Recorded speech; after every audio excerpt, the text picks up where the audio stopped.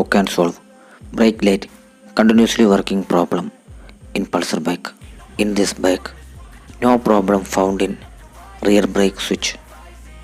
Problem behind of this brake lever not touching correctly in brake switch. How can solve this problem? I am going to cutting piece of tire tube.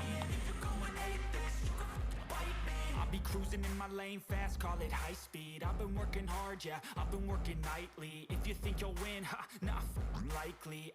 Next I am going to stick the piece of tube into this portion of brake lever. Run it up when they hype me. The following grows, they know how to ignite me. Call me CEO, I've been running right, see.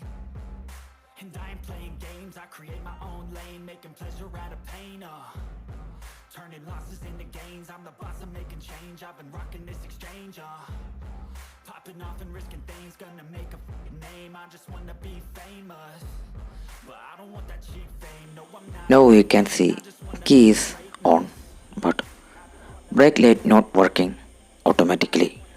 See, we can solve this problem within 1 minute.